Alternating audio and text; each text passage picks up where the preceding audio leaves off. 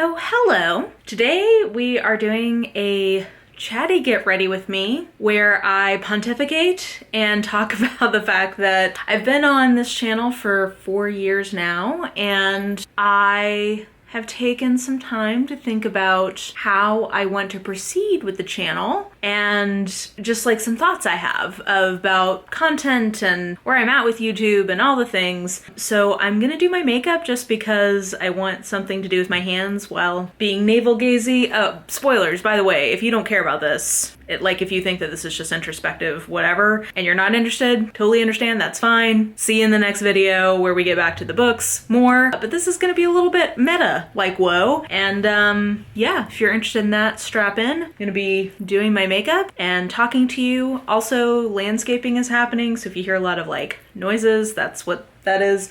Basically, it's a mess around here, but we're all just gonna get through this in one piece. So with that being said, yeah, so I recently took some time off of YouTube. Or not, I didn't even fully take off time. This gets into like part of the problem. But anyway, I took some scaled back time from YouTube. Maybe that's a way to say it, because I wasn't posting in my normal schedule and I gave myself permission to just like not be as engaged as I normally would be. That was the month of August, and that has been good. I'm still in August, but so far I'm already feeling like that was a good decision, because it's hard when you get in the daily grind of anything to be able to take a step back and just get like some perspective. And I think it's just been hard for me to take a step back for a number of different reasons. One is personality. I'm somebody who, once I have a plan, I'm really good at sticking with it, which is not a bad thing. That actually makes me very good at my job. So, you know, there are definitely perks or bonuses to being a good plan follower. I think in the case of YouTube, it gets very easy for me to get caught up in just sort of the grind of it, because it does take so much thought, planning, and time that it's hard to then, on top of that, carve out time to have some level of introspection or thinking through like what it is that you're actually doing on your channel. That's kind of where I've been at, of just sort of not having space to introspect in any meaningful way. I think also just with the personal pan pizza we've all been living through, you know, it's been a lot of the same for the last year and a half. On top of that, I know you guys are sick of hearing about this, but on top of that, I've also been really sick the last year and a half. I've had a diagnosis finally of an autoimmune disease that I will have for the rest of my life, and that was in sort of like a flare stage that I am slowly coming out of, but that I am still dealing with. And that has required like radical changes to just like daily things like, can I sit right now? Do I have enough energy to get out of bed today? Especially like when we were still trying to get me more kind of like in remission, that ended up taking a lot of my time and just like mental space. And so I just don't think I've had energy to be introspective really about how the channel's going. Am I still enjoying it? Like, are there things that I enjoy more than others, things I want to change, etc., etc. I've just sort of been in autopilot mode, which I'm guessing a lot of people can probably relate to that over the last 18 months or so. But now that I'm slowly coming out of that period of just being kind of like in survival mode, not necessarily from the panorama we're all living in, well, because, you know, have you seen the numbers? Good God, it's depressing, especially here in the US where we have so many vaccines, they're going bad because we can't get enough people to take them. It is honestly infuriating. Anyway, that's a side note. That is not necessarily getting better, but like my health situation is getting better. I'm at least like somewhat in remission, and now I'm just like relearning what I can eat and a few surgeries coming up, etc. But I'm at least out of the sort of most intense part of that. So now that, you know, I've got at least a little bit more mental space, there's apparently this idea within female or like women's psychology called constant holding. It's an evolutionary technique that women develop to be able to always have like one ear open for their crying children. Apparently just women in general, like anytime there's something in our lives that is afoot, we always sort of have like the subconscious one ear open for whatever it is that we're worried about. And that has definitely been the case for me. So now that I'm coming out of all of that, I was like, okay, I think it's time to really think about how YouTube is going, how I'm feeling about it, if I'm still doing this in a way that's fun for me, am I still enjoying it? And I think some of what I've started to conclude is that I do still enjoy Booktube. I definitely do. I do think, however, that there are parts of it that I enjoy not as much as I used to. And some of that is kind of what I would describe as like the daily grind aspect of it, or like the daily, I don't even know how to say this. I'm trying to figure out how to put words to this. I have literally an entire idea log of probably 200 video ideas. And of those ideas, so many of them are fun, like cute little fun videos that are sort of like in one ear and out the other. They're not that hard for me to make. They're not that hard for me to come up with. And they're pretty forgettable. So it's like, it's not that they're bad ideas or things that I don't want to do, or maybe I'll just like get super inspired and want to do some of them. But a lot of them I just think are not very exciting content. And I think what I've realized is that I have been very good and very faithful about like, I am posting, it was 3 times a week. And then in theory, it went down to twice a week. But right when I made that choice, we got into this personal pan pizza. And so I started going live once a week. And so it really got back up to 3 times a week. So I think I've gotten in this mode of like, I need to post 3 times a week. It's been very hard. And like, I've pretty much been doing that very consistently for 4 years. And it's very hard for me to get out of that mindset. And in order to have my 3 times a week worth of content, I end up doing some of these video ideas that I'm just not as excited about. Like, I think they're perfectly good. I think they're probably decently helpful to people, like recommendations, things like that, that I'm sure like are good and people enjoy. I know they enjoy them based on like the comments I get, but they're not very creatively exciting for me to film. And I think part of what I've been reflecting on is like, what does it look like for me to get back to a place where I'm really mostly focused on things that I'm genuinely really excited to make. And like some of the things that I'm consistently excited to make include, oops, sorry, it's my landscaper. Sorry, my landscaper is finished up and oh my gosh. So because I've been sick, I've not been able to take care of my yard at all. Like I just can't. So this guy was doing my neighbors and he was like, hey, do you want me to do yours too? And I was like, oh my God, please, thank you. I tipped him very well because it just looks so amazing. I could cry. Anyway, I think I was talking about how I just don't want to do like content that I'm not genuinely excited about just to meet a schedule. I think that's kind of what I was talking about. So I am very good at sticking to a schedule. I love a schedule and there's nothing wrong with being good at that. And all things considered, happy that that's my particular vice, is that I'm very schedule oriented. But when it comes to getting into a routine and then just like not stopping to sort of look around and figure out like, is this even really what I want to be doing? Like, I don't know if this is still really what I enjoy or still really what I want to be doing. And I had to come to the conclusion that no, I don't think that all of the content I'm making makes me happy. And I think I've realized that I would rather post less and be more excited about what I'm posting than just putting up things that I think are fine. I don't leave things up that I don't feel good about, but I just am not excited about them in the way that I used to be. So I don't want to spend my energy on things that I'm not just genuinely pretty excited about. So I think where that has left me is a few changes that I think I'm gonna make. So one, I am still gonna have a consistent video going up on Sundays at usually probably 11 my time, because I do think that that is like my best time slot of the week. That's like the time YouTube recommends me post. And I think just the discipline of having a video go up every week, that is like true blue Booktube content. So I'm envisioning that's like when my reading wrap up will go up. I'm still gonna do hauls and unhauls and reading check-ins, things like that. That's kind of what I foresee being consistently a tentpole still of my content. So that will be my like consistent weekly video. I think then what that will free me to do is to potentially have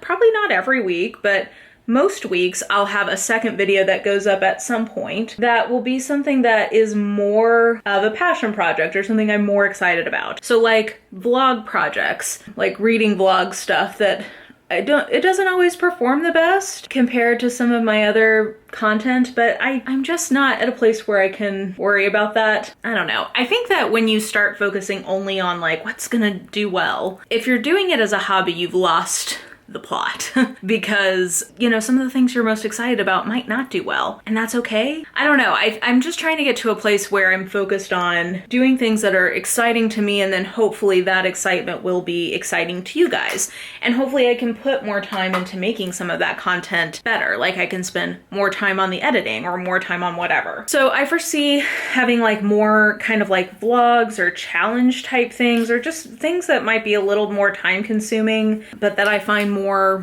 rewarding. And then I have made 2 video essays this year, one of which did well for me, one of which not as much, which I kind of knew, but I found those to be such creatively fulfilling projects to work on. They require a tremendous amount of time to do. We're talking like 40 to 80 hours probably, depending on the type of video. And I really enjoy making that content. Like what I learned from that was that was a very creatively enriching experience for me. And while I don't know that I need to do that every week or even every month, that kind of legit, very time intensive content, I would like to do more regularly. So that might be something I do every other month or once a month, or I don't know. I'll figure out what makes sense. And then I also want to do, well, I don't even know how to put words to this. Essentially book commentary videos. I have like nebulous ideas of what this might look like. I'm still fleshing some of that out, but things that are more creative, still bookish, all of this I still foresee being bookish content, or at least rooted in books, but the format and the effort level being different and higher. I think that's where I see things moving. I see myself, like I said, I don't want to go away from like core booktube content because I still love that. I like watching it and I really enjoy making it, but I think my new kind of like maximum to myself is to only focus on making content that is exciting to me, and not just because I'm really good at following a schedule and the schedule says I need a video for this Thursday and I have this idea that's not that hard to do, so like I'll just do that. I want to post mostly because I want to post and not because the schedule says it's time to. I'm also hoping that this will keep things fresher for you guys because I don't know, I want to make things that you maybe don't totally expect from me sometimes, or things that might be a little bit out of the ordinary of what you normally get from me, but could be still interesting, or I don't know, just maybe a little bit different. People are always talking about how booktube content is all the same and boring or whatever. I mean, people don't always say that, but that is like kind of the cliche of people who complain about booktube. That's sort of the cliche of what it is they complain about. And you know, I think that there is a modicum of truth to that. There is a lot of sort of like core booktube content that gets made over and over and over again. Some of that is because like if it ain't broke, don't fix it. And for the things that I enjoy, I don't want to fix something that I feel like isn't broken.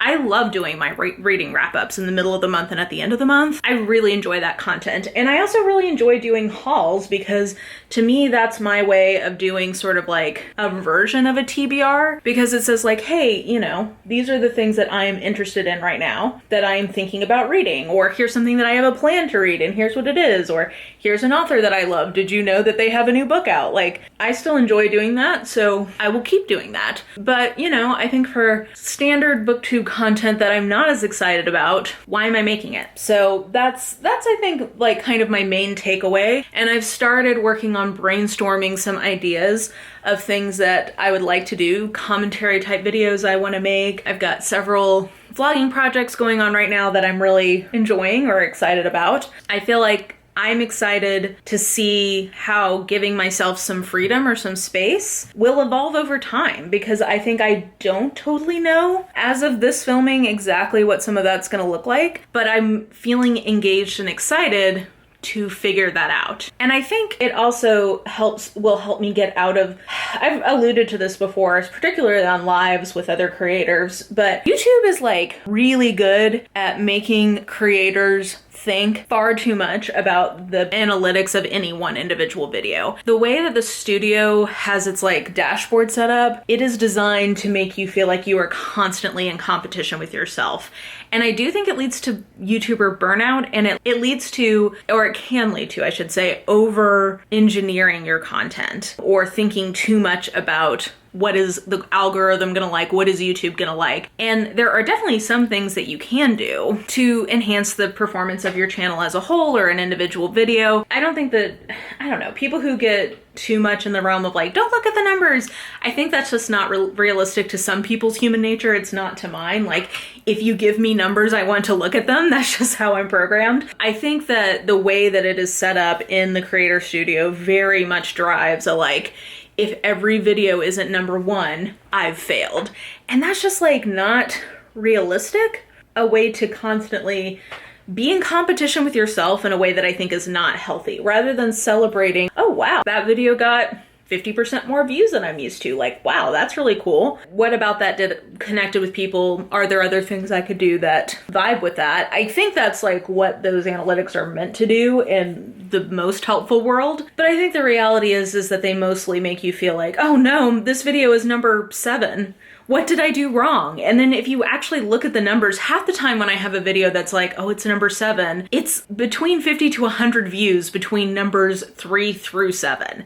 So it's like they all almost perform the same, but the mental like dopamine hit of if that video that is within this 50 to 100 views is number 3 versus number 7 is substantial. And I think that purposefully moving in a way that I know is a little bit risky, and I know not everybody's gonna like it, I think will give me just some permission to like experiment and feel okay if an experiment doesn't go well. If there's a tried and true video, like usually, for instance, usually my reading wrap-ups are some of my best performing videos. So like if there's a month where a reading wrap-up only gets like number 4 of my last 10 videos I've posted, in my head it's like, oh no, that video didn't do well. Even if it is doing as well or better than like my overall average, just seeing it as number 4 like messes with my head. But I think if I have videos that I don't have that same expectation for, possibly will be a good way to get out of my head. I forgot how much I like these bento box shadows. They are very pretty. So yeah, I think that's like my main thing that I have realized in my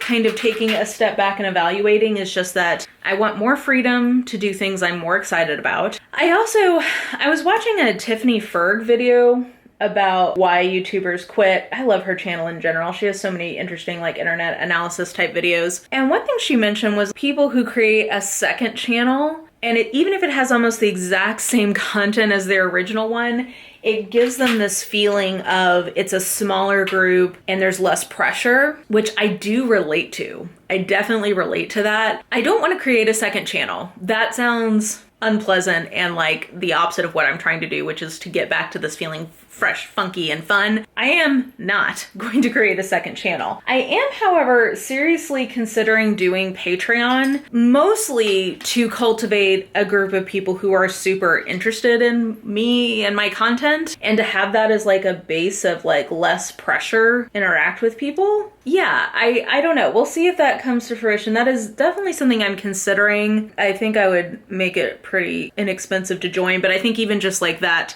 barrier to entry would hopefully cultivate an environment of people who are like, interested in my content. And I think like if I want to do things like watcher surveys, polls of like, should I do this or that? I think having that group probably would be a more interesting pool of people to pull from to get insight into what they are interested in watching. So I don't know, I'm kind of kicking that idea around what the perks of that would be, but that is something that I'm also considering. And then the last thing that I've realized, and this has been, I'm gonna say a kind of painful realization, because I do enjoy these projects and these videos, but I think if I'm being realistic with myself about my own nature and disposition, I think that making TBRs at the beginning of the year for classics, and for this year I have 21 books I want to read in 2021, like that idea, I really like doing that, but I think